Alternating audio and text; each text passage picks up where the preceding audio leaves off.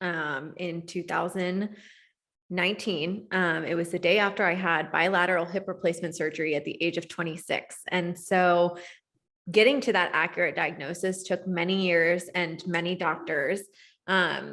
When I start to think back to how early I was showing symptoms, I can think up to 10 years back.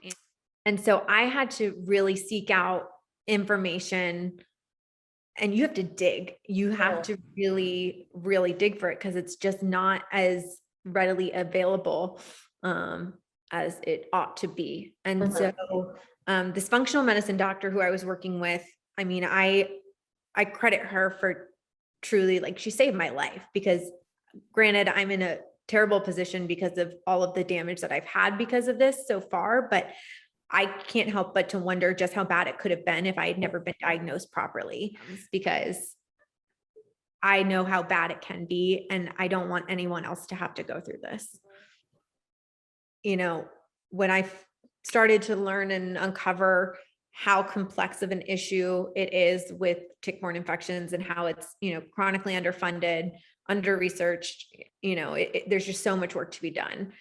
What advice, what words would you give to somebody who didn't even know that they could donate from surgery for research? Yeah, I've talked to a lot of patients who had no idea that that was an option. And I totally get it. Like, when you're having surgery, you're worried about your outcomes, your recovery period, what your life is going to look like post-op, and preparing to have everything set up. So, for a lot of people, the last thing that's crossing their mind is like, oh, how can I donate to research? And so I think the most important thing is just raising awareness so that other patients know that they can do it. And it requires very little effort on their end.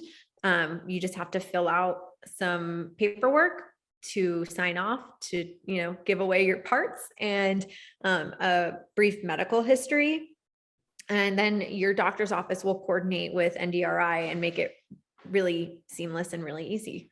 I think that, when I tell other patients about it, they get really excited because they had no idea that this was even an option. And I think, like, I know for me, I feel like, some personal, like, gratification knowing that, okay, well, it stinks that I'm having surgery, but it could be that my parts do something to really change, the outcomes for research and, like, help other patients. And so, yeah, I think personally you can feel good doing it too.